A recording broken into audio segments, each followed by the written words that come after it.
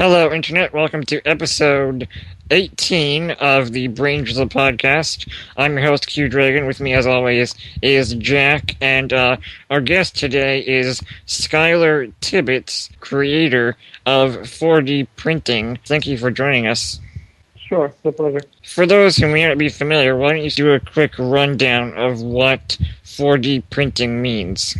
Yeah, the idea behind 4D printing is that we wanted to push past traditional 3D printing as it evolves today, where we print static, fixed objects, materials, or products. And so the reason that we called it 4D is because we've embedded the extra capability of transformation over time. And so we're implying that time would be that added dimension, and that our products and our materials should adapt or evolve themselves after we print them. And so they would adapt to how we use them or how the environment changes around them.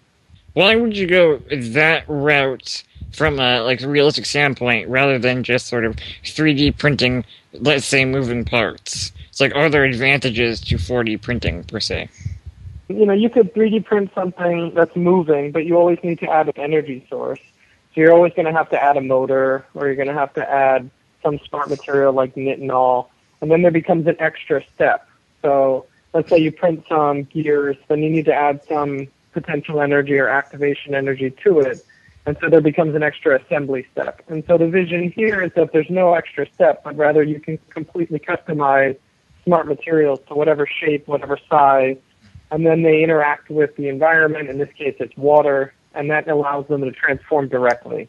So it kind of streamlines that process. You design something, you can print it, and then it's transformable right off the bat.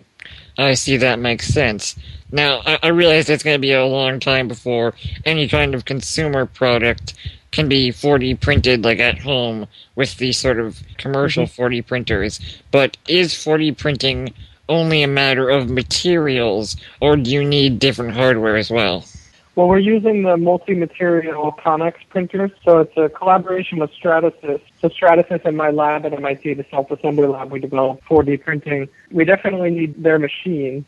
I guess in the future you could have other printers that print multiple materials, because we print two materials right now, a rigid plastic, which is sort of the geometric program, and then the activation material, which swells 150% in water, and that becomes the energy for the geometry to transform.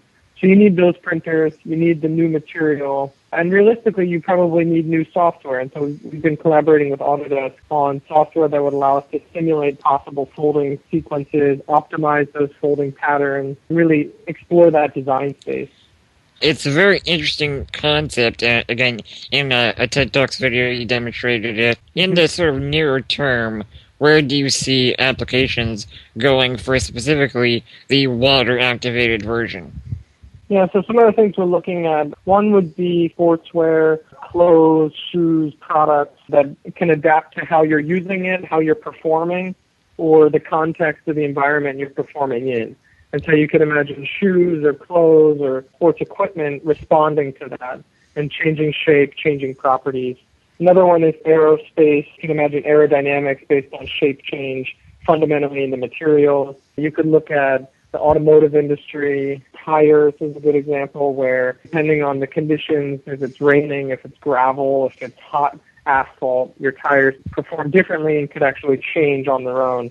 So it's kind of a massive amount of possibility. We're looking at some of those industries. Now, you mentioned the water activated, and I'm assuming you're working on things activated by either heat or light or chemistry or vibration. So how far along are those other activators being developed for 3D printed objects?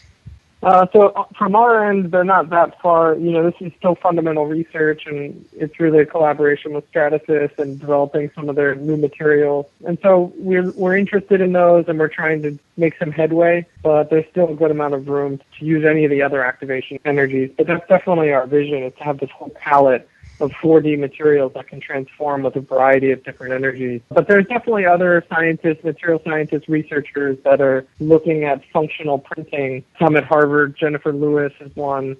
And so they're definitely looking at other activation energies like UV or current or different environmental contexts, let's say. In your TED Talk, you referenced a concept of maybe a water pipe that adjusted to flow. Yeah. That's sort of a really good example of how an adaptive infrastructure would be really helpful. I know it's really hard to make an estimate, but how far along do you think until we see those large-scale 4D printed objects? Yeah, I think the products that I was mentioning before are much closer to realization. The large scale are certainly many years out. We're working on prototypes now.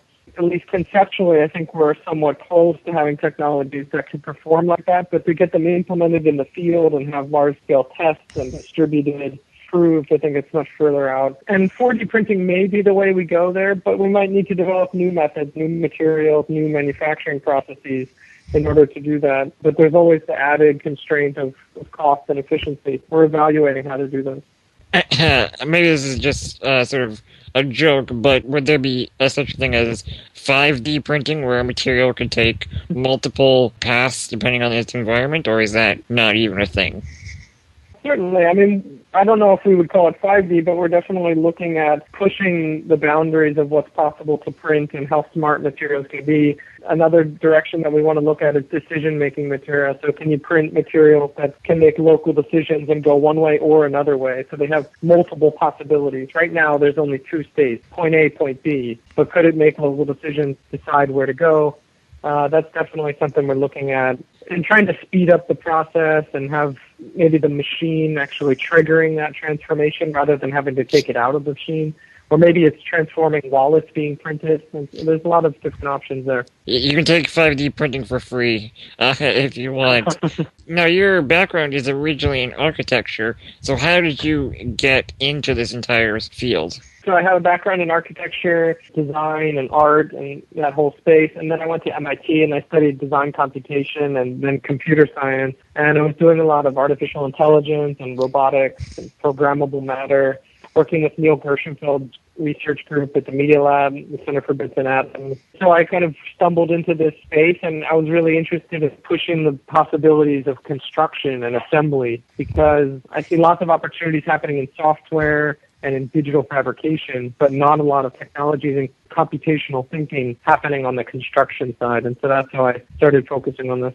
In your mind, would the end goal be entire buildings that adapt?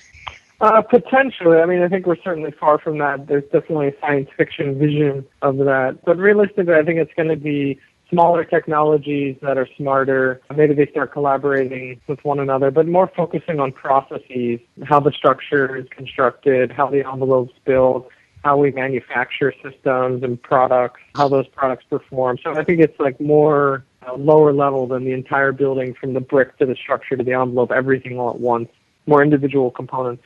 That makes more sense. But it would be pretty cool, though. Yeah.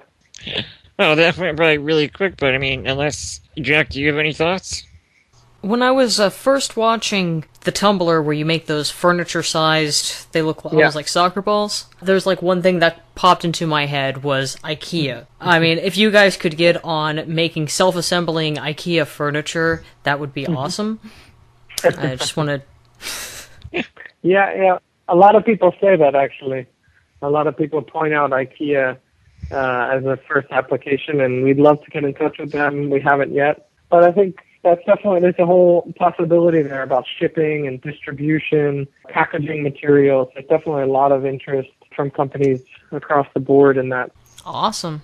And the other thing is, it seems like, now, this is just from my point of view, but it almost seems like this whole concept is kicking entropy in the teeth. I'm used to the idea of buying something, and then the minute I get home, it starts to break down, get scratches, and become broken. Yeah, exactly. So I think the notion of entropy as things falling apart over time is somewhat accurate, but I think it's also a misunderstanding. Basically, components that move into more comfortable states over time. And so what you need to do is start to design ways for those comfortable states to be precise states or better states or structurally complete states. And so basically you need to think about at every stage is like an energy landscape. And you design the elements to be able to move into local minimum or global minimum, which allows the entropy to guide it into precise structures rather than falling apart. Now, actually, that reminds me, a very similar concept is biology itself. I mean, I believe the example model, one of them in your TED Talks, was a representation of a protein. How much Yep. do you think you are mimicking biology when you're trying to create these 4D printed structures? Well, we work a lot with molecular biologists and geneticists. One of our big collaborators is Arthur Olson out of the Scripps Research Institute. And so we worked on the beakers, our biomolecular self-assembly project, and the furniture. We worked with them. So, there's certainly a strong connection on the bio side. But at least from my personal interest, it's not necessarily trying to just mimic biology.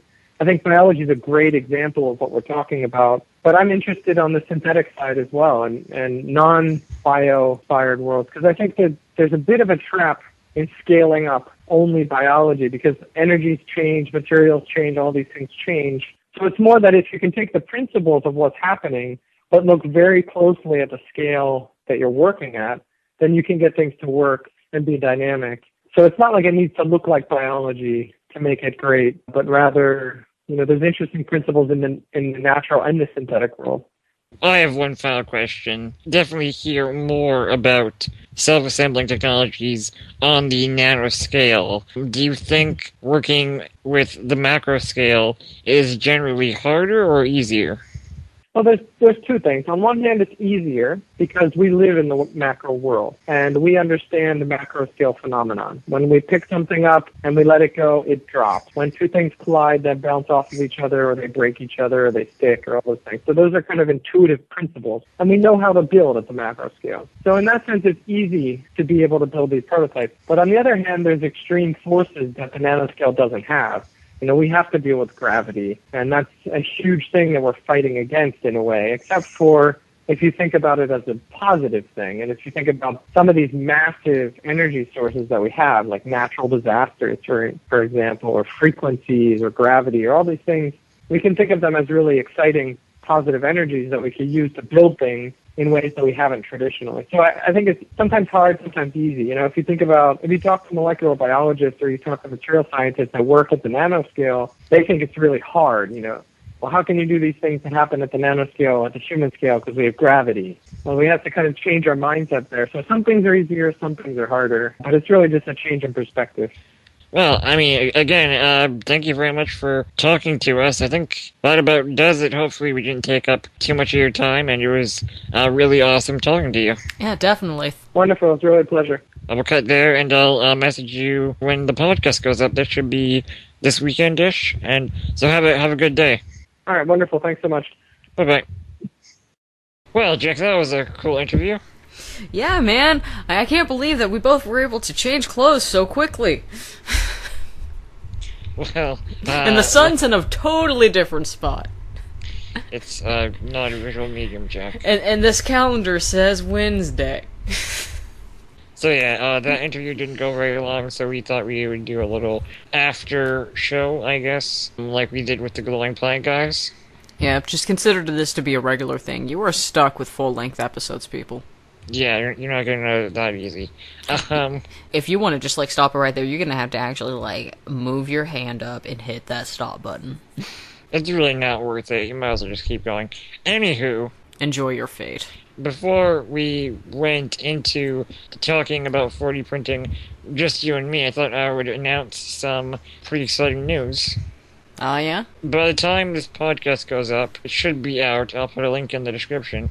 But I wrote and was paid for an article on the Discover Magazine website. Woo!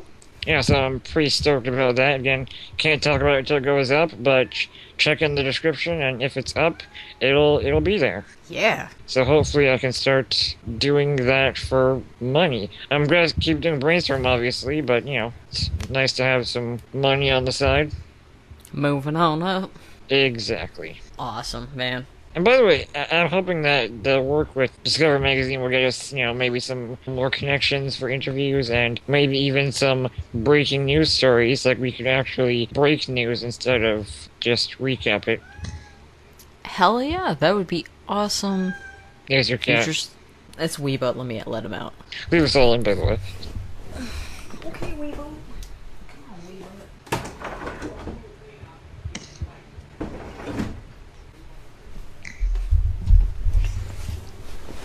Leave that in because the internet loves cats. What about the internet loving cats? I said leave that in because the internet loves cats. Okay, cool. Yeah. Anyway, but I just, between, like, Moriarty and, Tibbets, I'm finding it cool that we're actually getting actual scientists. Yeah. Instead of that guy who just said he was a scientist, I think he was a hobo. So, yeah, if you have any scientists you want us to interview, post in the comments and explain what research they do. Obviously, if you're like, hey, like, get Richard Dawkins, I mean, that's unlikely. And if you do recommend a scientist, do make sure they have, like, a publicly available email address on their university website or something. Yeah, seriously. I mean, we need to be able to get a hold of these people, because telekinesis does not work. Yet. Although, I think I emailed the guy who did the telekinetic mice. Oh, no, sorry, telepathic mice. But he didn't respond. Oh, well. Yeah, man. Did he just know ahead of time that, no. His trained mice alerted him that you were going to send him an email. I think you're mixing up a lot of psychic powers. You mixed up telekinesis, telepathy, and then, like, future seeing. Dude, it's not real, so it can be what I want it to be. Yeah, but you still gotta get your terminology right. God. You're not my mom. True. Boy, this, like, went off the rails so quick. Okay, 4D printing. Right, so, I thought it was really funny that they actually have tried to contact IKEA. I know, dude. I said that as a joke. I was just like, oh, I just thought of this really good joke, and I'm gonna put this zinger at him, and he goes, actually, yeah, they have. And I'm like, what? Well, he said that IKEA hadn't gotten back to him. But, I mean, how awesome would that be? Like, you just get a box, shake it up, and then it's assembled? Yeah. Shake a table. Shake, boom, boom, boom, boom, boom. It's ready! The question is, why not just buy a fucking assembled table already? Shit. Hadn't thought of that.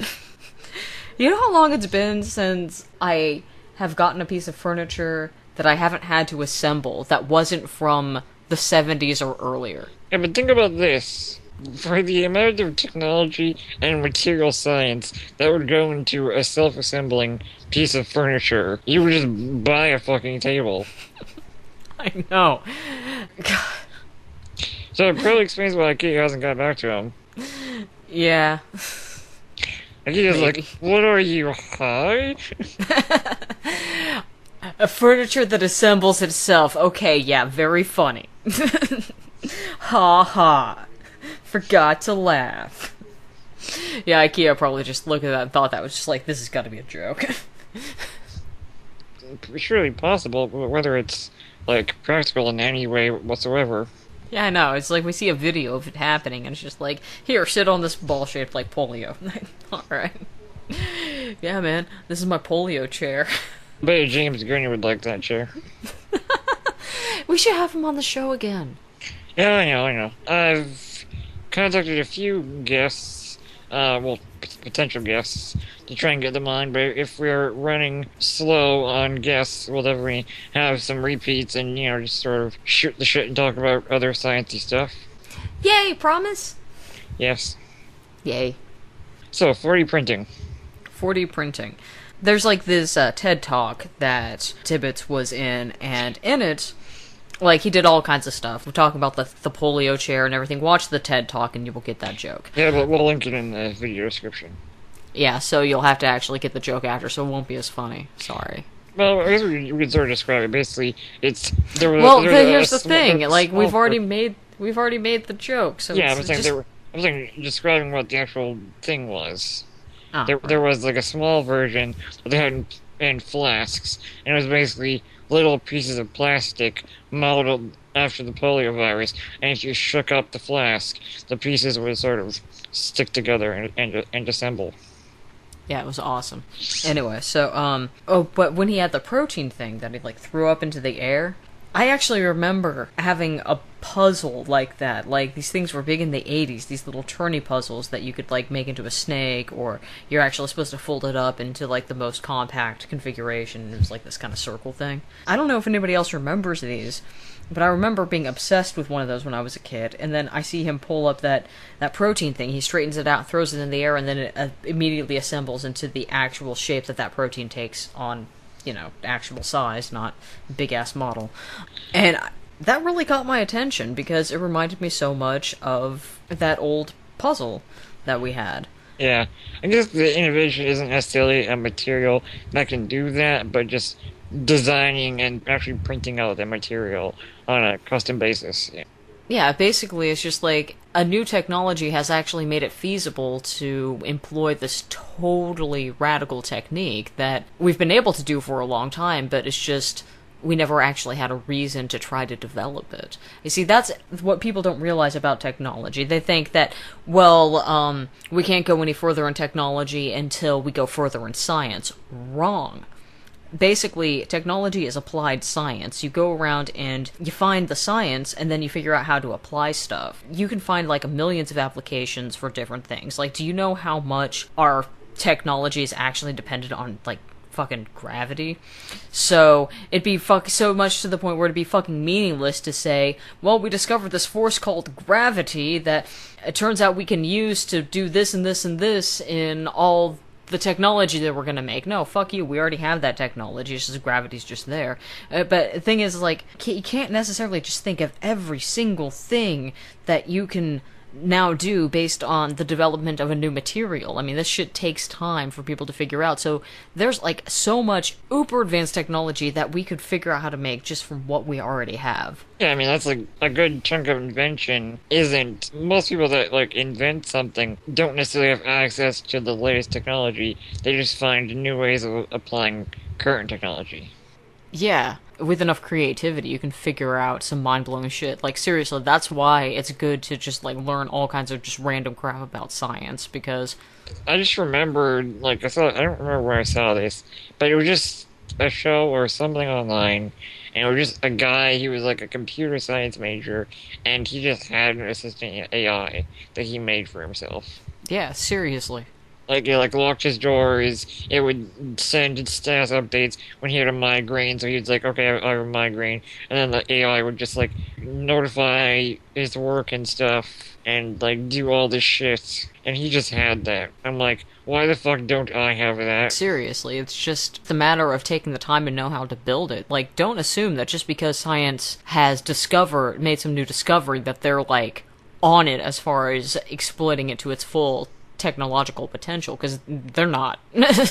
That's your job. That goes back to the glowing plant thing, because the technology behind, like, maybe some of the modeling software is quite recent, but the actual procedures that they use to make the glowing plants are, like, some of the oldest biotechnic techniques around. They're just sort of taking that one step further. Yeah, like, seriously. Oh, also some exciting news. At the time of the recording, the glowing plant project did reach their stretch goal of 400,000. Woohoo! So that they're going to shoot for the glowing roses. And the glowing Cabbage Patch. I am doing the Cabbage Patch right now in their honor.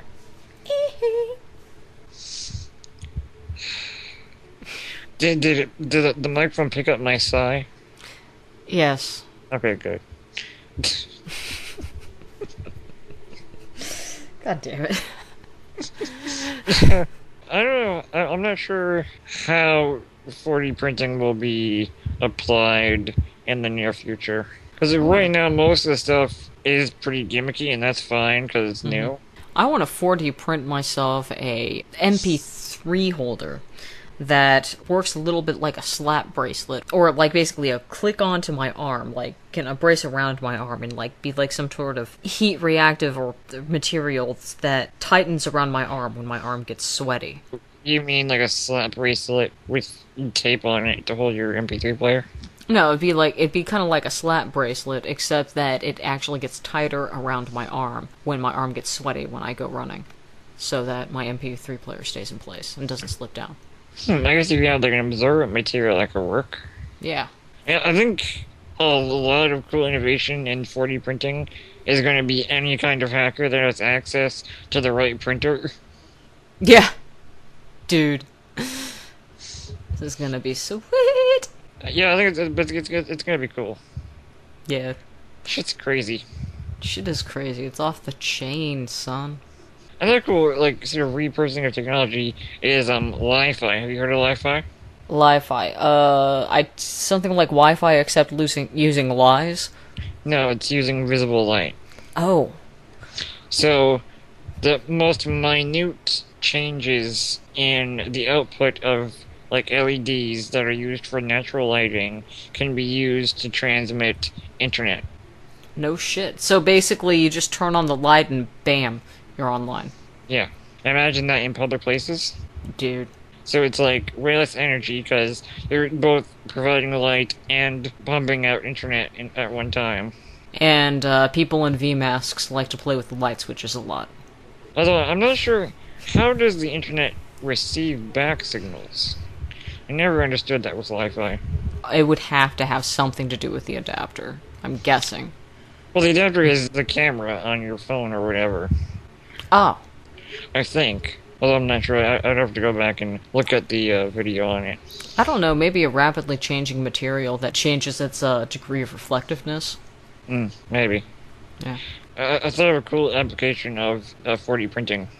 Oh, yeah? So imagine a tree where the material, the trunk, and basically the wood is all material, but the leaves are filled with algae. So the point would be you have the structure of a tree, but you can suck out and harvest the algae in the artificial leaves. And then the 3D printed part is that the leaves would react to moisture and sunlight to turn like regular leaves do. But then instead of growing a full tree and chopping it down or whatever, you can just harvest algae for biofuel or whatever. And basically create a natural-looking stacking system for where you're keeping all the algae that also allows for animal habitats. It has the structure of a tree, and any advantages a tree does, but each individual leaf is just a population of algae, which grow a lot quicker than any large plant could. Okay, so would these be put out in the country, or would these be something that would be installed in urban areas? I would think urban. I think it would just be a good way to distribute growing algae and make it look nice so people don't really care. They could just be like everywhere. That's like free land for growing algae. Install an algae tree today and make money off of this. Oh, you could. Hey, be like installing your own solar panels and selling the excess back to the... Yeah, you just sell the biomass to the company or whatever. Okay. There'd be some kind of like sewer system that pumps in algae in and out or something. Okay, that makes this idea instantly viable. Maybe I'll send Tibbits the episode and see what he thinks about it. Yeah. Although he has to get through a lot of bullshit to get to this idea. Yeah, we should really like not come up with these on the fly, like plan it out so it's at the beginning, or it's like, wait, I have the power to edit. Why don't I just edit? Fuck it, we're doing it live. Besides, I mean, fuck it. The people like us being complete random assholes. Yeah, what's wrong with you guys? Okay, so cut it there. Yep. Whatever. Hair flip.